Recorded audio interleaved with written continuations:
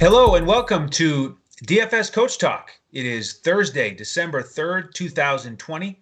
I am Andrew Hansen alongside Shane Caldwell, and this is our Week 13 quarterback show for the main slate. Shane, are you ready for value week at the quarterback position? Yeah, yeah, the quarterback position is kind of interesting because you don't have your Patrick Mahomes in a lock spot like you did last week in a great matchup. Some of these guys at the top end, like your Russell Wilsons and your Kyler Murrays, are all of a sudden looking human here, and they're in pretty difficult matchups. Not where where we're projecting they're not going to necessarily have a ceiling game. Even Aaron Rodgers at home doesn't look like necessarily a ceiling game for him. So we're not as high on these really expensive guys, and we feel like we can get similar production by paying down at the quarterback position, and that should give us better roster construction. So that's where we're at as of right now. Things could change in the next few days here, but an early week look, we're looking at paying down a little bit on the quarterback position, then playing some guys that we normally don't play always. Absolutely. You got to adjust each week, and we want to keep the momentum going from week 12. We swept the main slate on both Draftkings and Fanduel, had a great week. We had Mahomes in a lot of places, so it was more of a pay-up week at quarterback last week for us. Had a lot of fun with our members, and we're back to the grind here for week 13. Want to thank our presenting sponsor, BetUS.com.pa.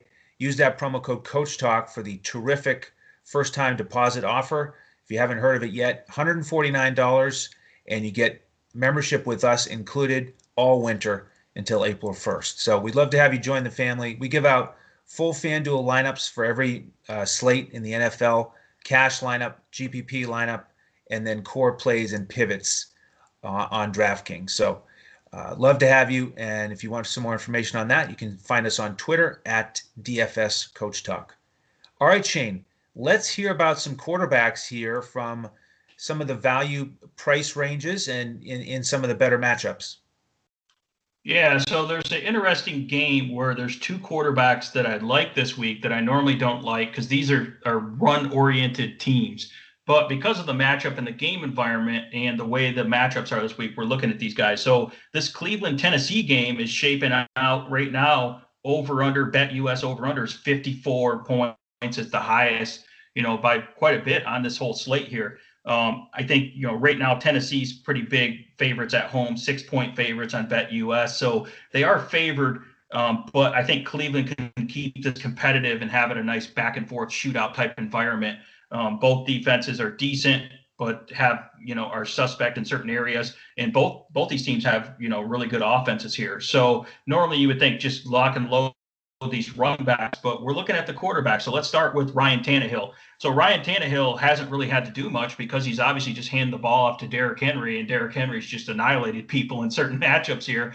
And keep in mind, they got that huge lead with Derrick Henry getting those 3 touchdowns right away. So Ryan Tannehill had like 7 attempts in the second half, so he just didn't have to throw it all. But when he does throw, he's very productive. And I like the fact that Cleveland, if they are big favorites in this over-under 30 implied total, Ryan Tannehill is going to produce there. Cleveland's decent against the run, so I don't think Derrick Henry's just going to be able to pound the ball as easy as he did last week against a banged-up Indianapolis team. So I think Ryan Tannehill will pass. You can pass against the secondary of Cleveland. Once they lost Denzel Ward, their Pro Bowl secondary cover corner, they don't really have a shutdown corner.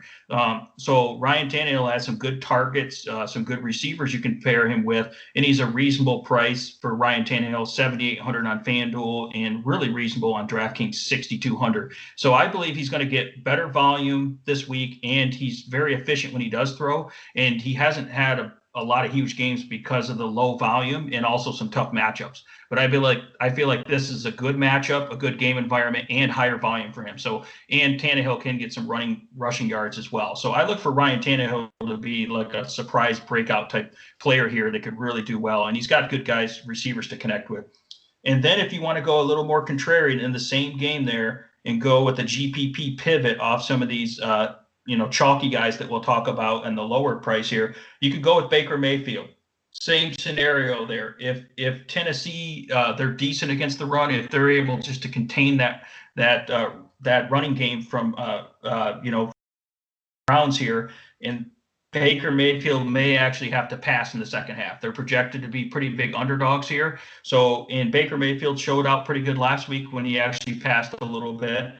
He's showing some good chemistry now with Jarvis Landry and those guys. So I like Baker Mayfield at a cheap price over on DraftKings. He's 5,300, and he's the type of guy you can get at super low ownership. And in this shootout type environment, Tennessee has a pretty weak secondary, and they're really not that great in terms of the pass rush either. So you can get them through the air. So I think that these teams that normally run are actually going to pass a little more in this high total. So that's why I like those guys at very low ownership. Yeah, I can see the path for both of those guys in this game total of 54. And if Cleveland is playing from behind in the second half, they're 6-point underdogs. I think Mayfield can have similar production. We saw what Rivers did against them. Old man Rivers threw for 295 and 2 scores. And if you get that from Mayfield, you're going to pay off that value. So I like those picks.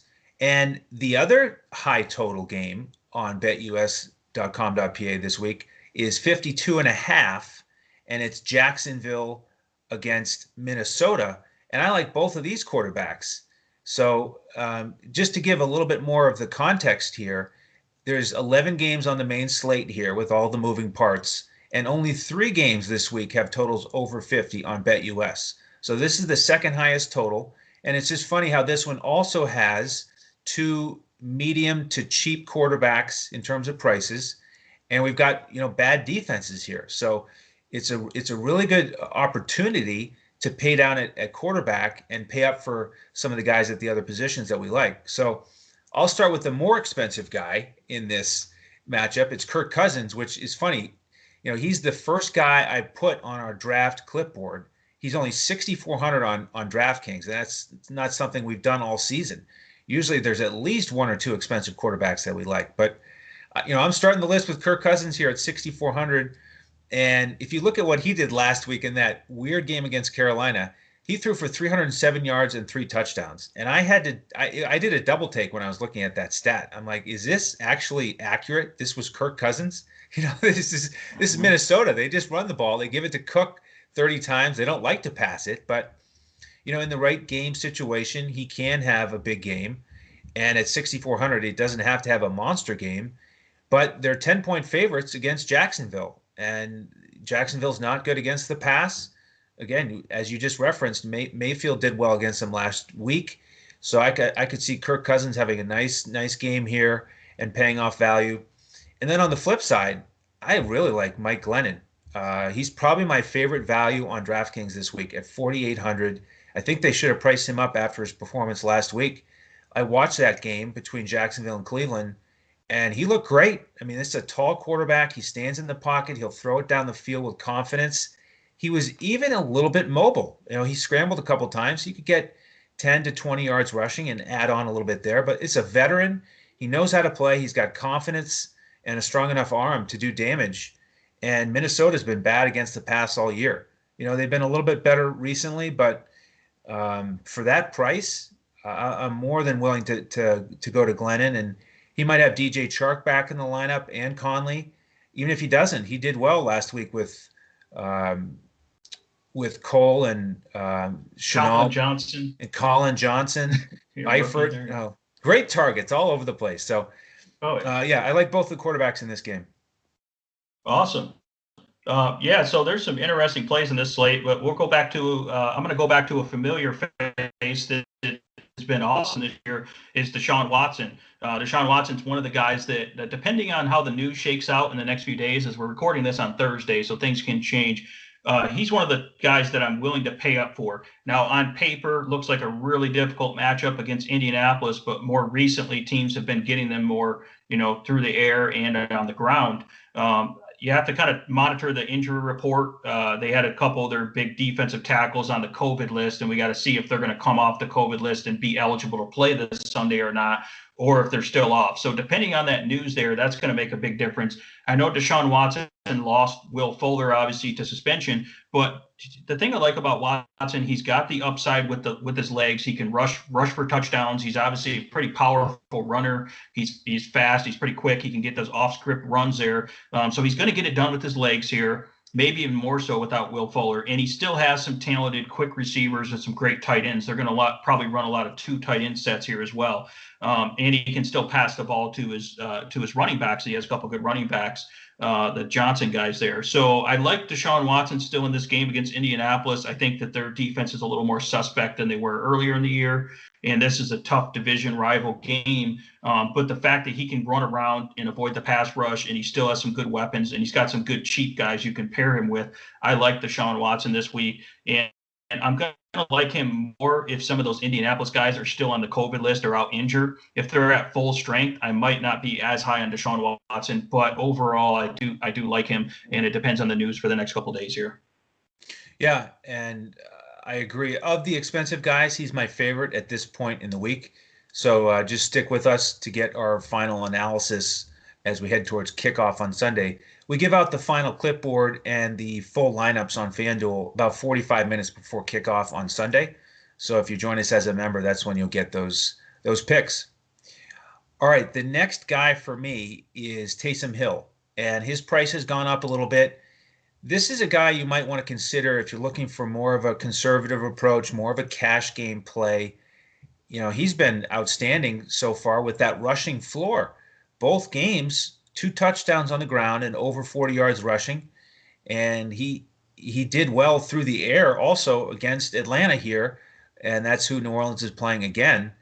Didn't have to throw much against Denver, but he threw it for 233 yards against Atlanta just 2 weeks ago. So he showed that he can do that. So at 6,300 on DraftKings, I think you could go back there if you're looking for a cash game play. Is he still hasn't got a passing touchdown yet, right? Correct. I don't think he's, and I'm not sure if he's had one in his career, but this could be a great week to get his first career passing touchdown. I'm not sure if he's had it in any of those gadget plays or not yet. I thought I heard that he hasn't. So yeah, I think we're calling for that passing touchdown from Taysom Hill, which would be very valuable. This would be the week to do it. Terrible secondary there. So, and he's shown the chemistry with Michael Thomas. So I think it's a strong prediction that they will connect this week. Yeah, that'd be awesome.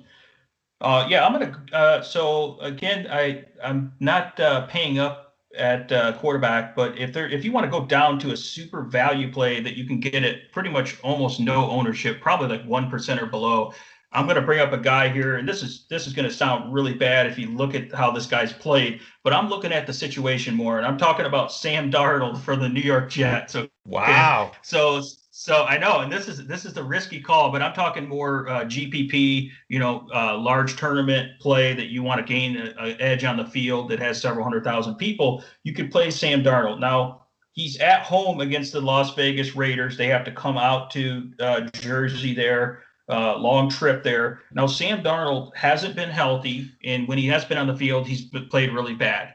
And when he has been playing in the games, he's had tough matchups, including Miami, who I think has a really good secondary last week. So they did shut him down.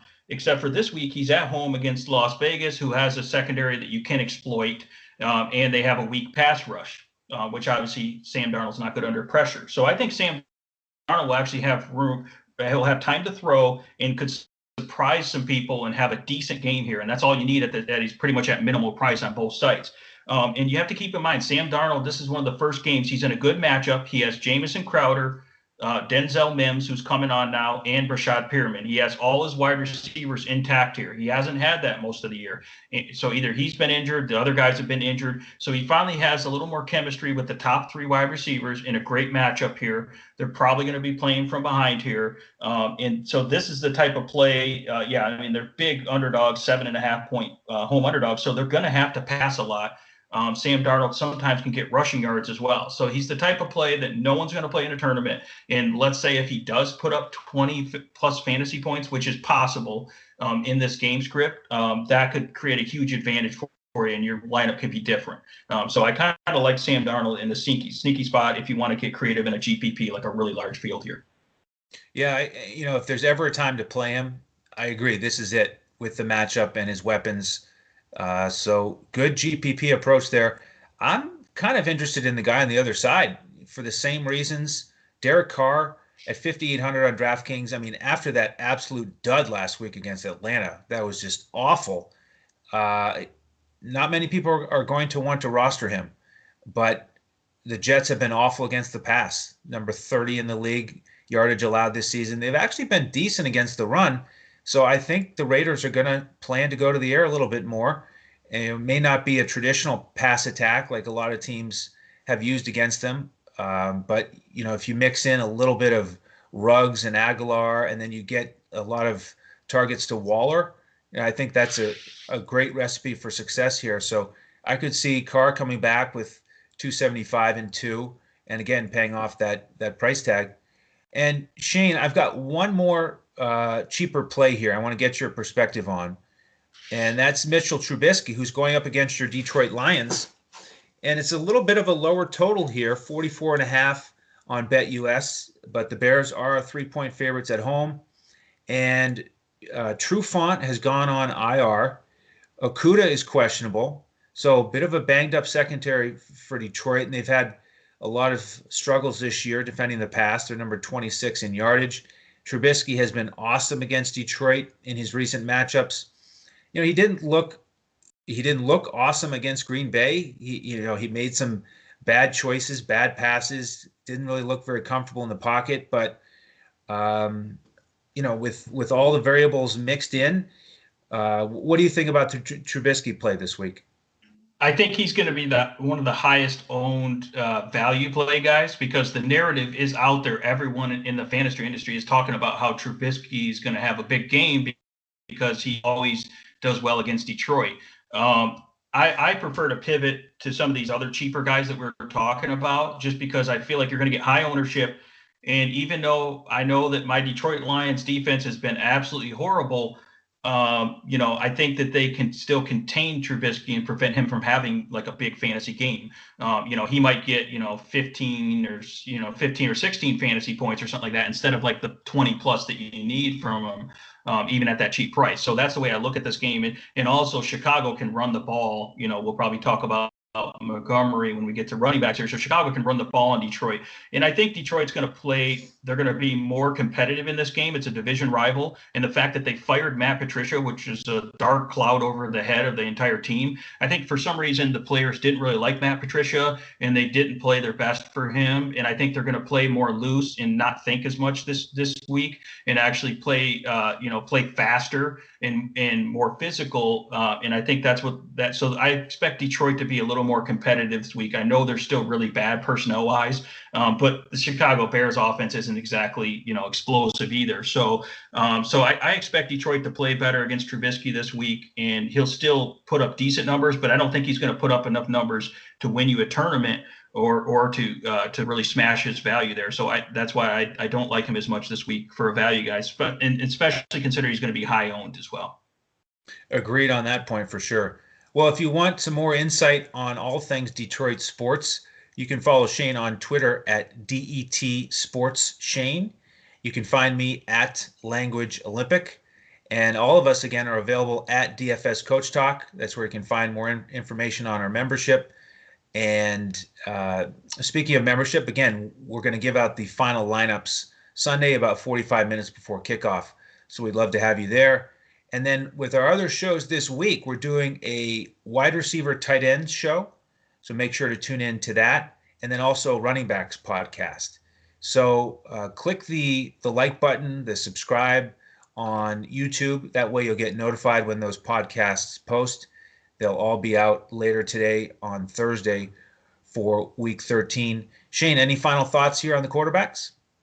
No, this is one of the most contrarian, unusual quarterback, slates that I've seen. And I think you have to get a little bit different. And I think at the end of week 13, you're going to say, I can't believe these guys were the top quarterbacks because that's the type of slate this is. So I think you have to think a little bit differently to gain an edge this week. It's not your normal, just go to the chalk or go to the, MVP candidate type guys. This is going to be an unusual week. And I'm excited for it to see what kind of unexpected things are going to pop up here. That's right. We're on the same page here. It's value week at quarterback in week 13.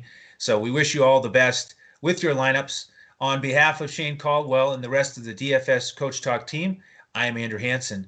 Thank you so much for joining us, and be sure to check out our other Week 13 NFL podcasts as we look to crush it in DFS.